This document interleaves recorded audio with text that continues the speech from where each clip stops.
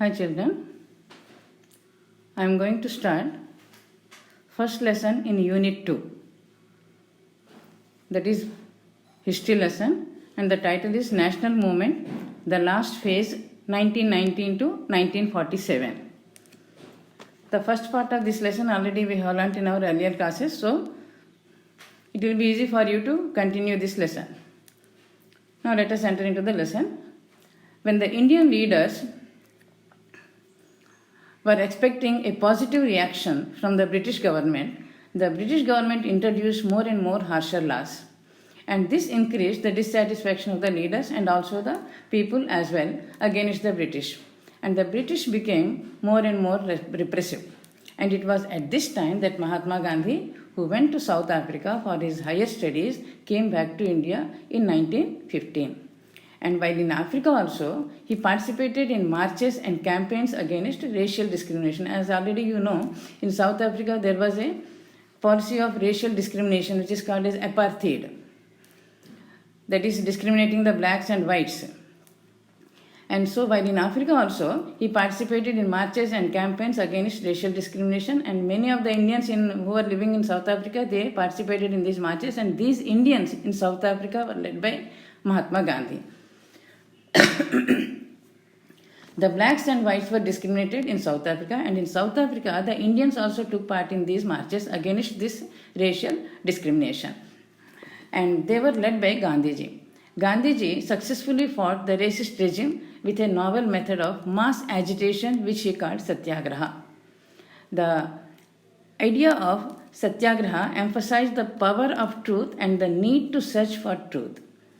And it suggested that if the cause was true, if the struggle was against injustice, then physical force means fighting a war, etc., was not necessary to fight the oppressor. A Satyagrahi can win the battle through non-violence, and through Satyagraha, truth was bound to ultimately successful. That was his opinion. So he started a new kind of movement called Satyagraha. After Gandhi came back to India, he travelled throughout the country to understand the overall situation and the needs of the people, the problems being faced by the people in different parts of the country. And the earlier movements which are led by Mahatma Gandhi after returning from South Africa, now we are going to learn about this. After arriving in India, Mahatma Gandhi successfully organized Satyagraha movements in various places. In 1916, he travelled to Champaran in Bihar to inspire the peasants to struggle against the oppressive plantation system. There, the peasants in Champaran district of Bihar, they were forced by the Britishers to grow indigo in 15% of their fields. Indigo is used in textile industry in dyeing for coloring. As the Britishers needed indigo in their textile industry, they forced the farmers to grow indigo, and this was called as Tinkatiya system. And this Satyagraha came to be known as Champaran Satyagraha. This was the first Satyagraha led by Gandhiji after returning from South Africa. And in 1917, Gandhiji organized a Satyagraha to support the peasants of the Kheda district of Gujarat. Due to crop failure and a plague epidemic, the farmers of Kheda district in Gujarat, they could not pay the land revenue, and they demanded that the land revenue must be reduced. And it is famously known as Kheda Satyagraha, and Gandhiji fought on behalf of these peasants. And next one is in 1918, Gandhiji went to Ahmedabad and led a successful mill workers strike in 1918. And during these two movements, he came into contact with leaders like Rajendra Prasad, Sardar Patel, etc. The most important incident is Rowlatt Act, which was passed in 1919 by the British government. Now let us see. Gandhiji did not join the moderates or the extremists. As you already know, moderates and extremists, these are the two factions of Congress party. But he did not join either the moderates or the extremists. He built his own political program and space in national politics. And the British government passed Rowlatt Act in 1919. Though it was opposed by the Indian members of the Legislative Council, Rowlatt Act was passed in 1919, and this act gave the government enormous powers to repress political activities. And it also gave powers to detain political prisoners or arrest people for a period of 2 years without any trial. If anyone was arrested on any doubt, they were detained for a period of 2 years without any trial. And any person who was suspected by the police could be arrested and kept in prison for 2 years without any trial. Even if trial is conducted, it will be a secret trial in which everything, including witness, could not be known to the person being tried. The person who is being tried in the court does not know what is the witness being presented in favor of him, supporting him.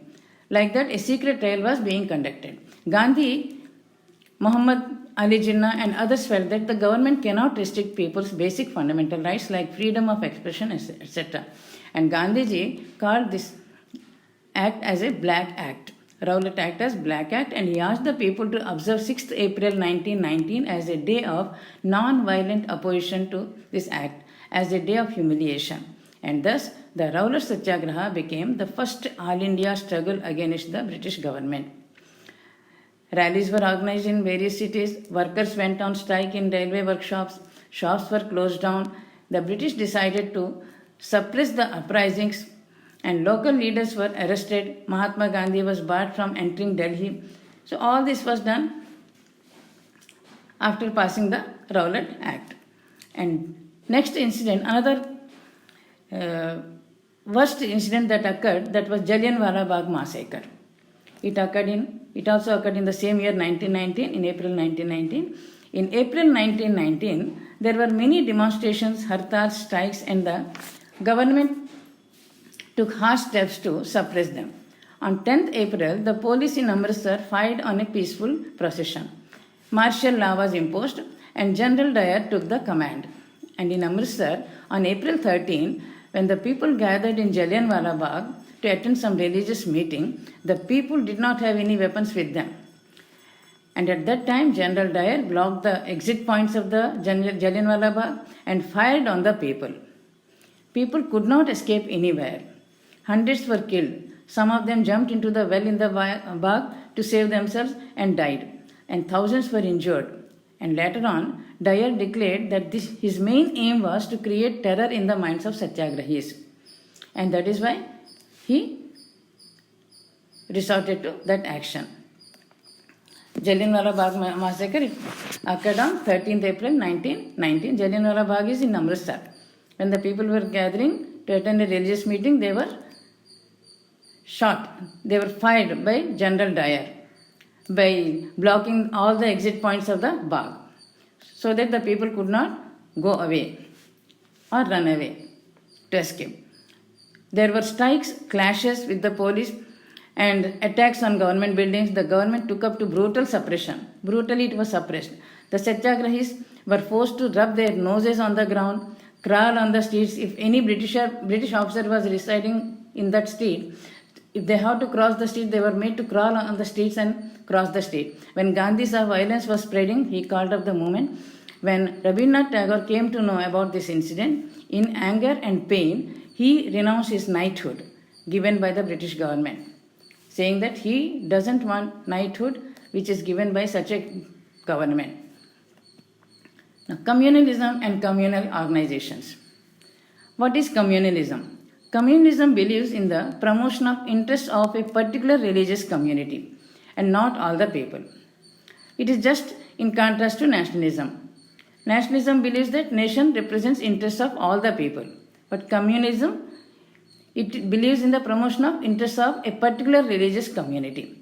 And this is also called secularism. This, as you know already, under secularism, the government should not interfere in the religious matters and it should treat all the religions equally. And this secularism opposes communalism. Secularism is treating all the religions equally. Communalism means only one religious community. During the early 20th century, communal organizations sprang up, and in 1906 the Muslim League was formed, and this league supported the partition of Bengal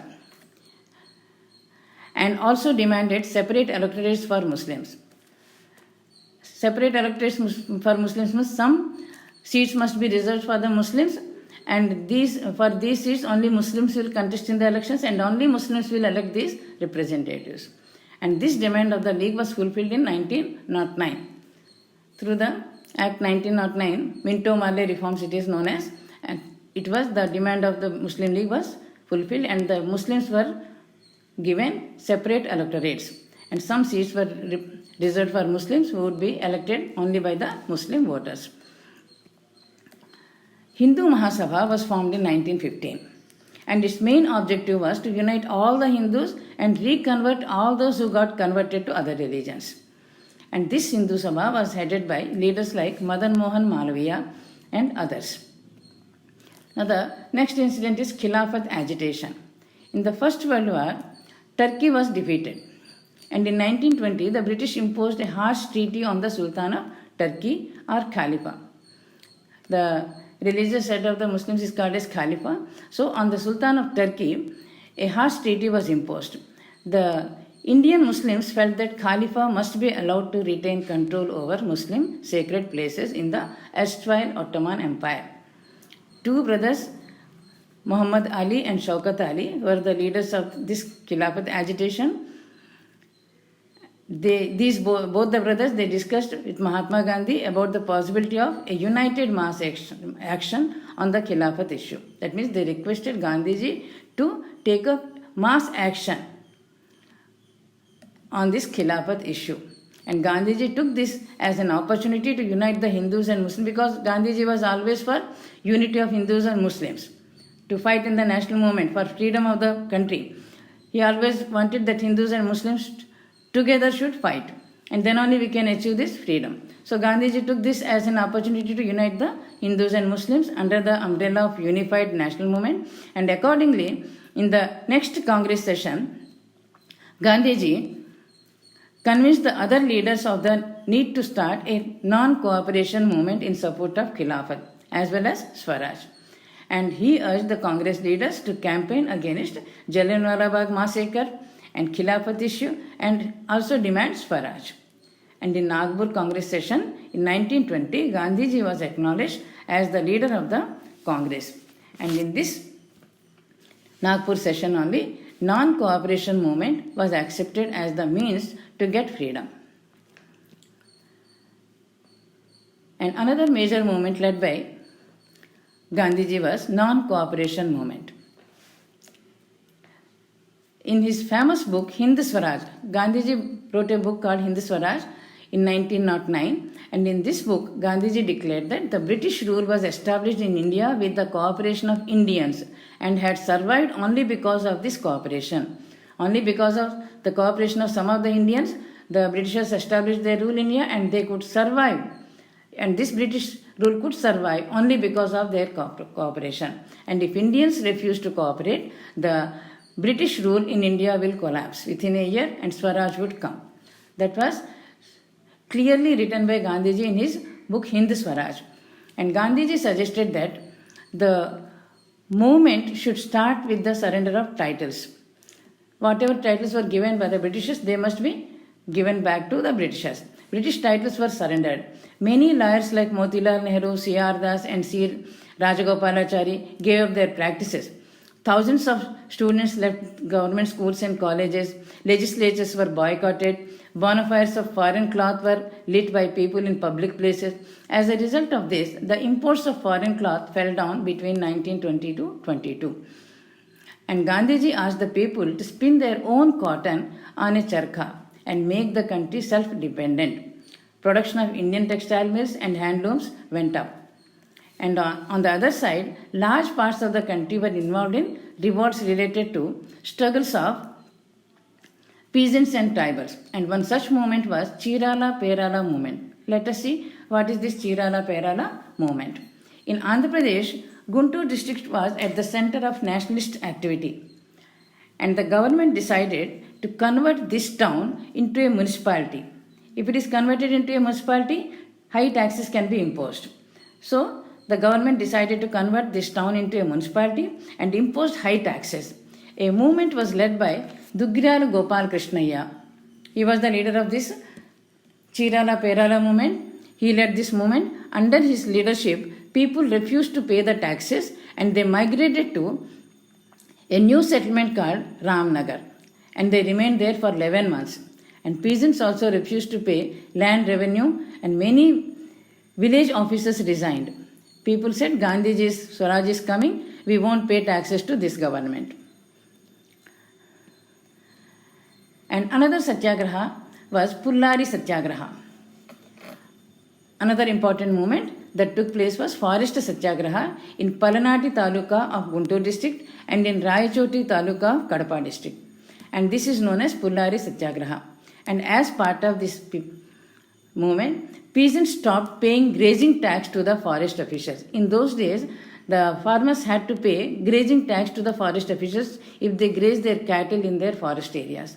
So the peasants stopped paying grazing tax to the forest officials, and without paying this tax, they were sending their cattle for grazing. And in many villages of Palnadu, people declared Gandhi Raj and attacked police parties. And people were sure that the colonial rule is going to end and the villagers can enjoy the forest wealth as before.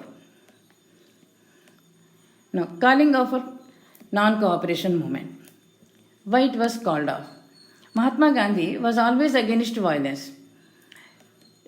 Because his two weapons were truth and non-violence. As already you know, Mahatma Gandhi's most powerful weapons were truth and non-violence. So he was always against violence. In February 1922, a crowd of peasants set fire to a police station in Chauri Chaura in Gorakhpur because the police fired at their peaceful demonstration.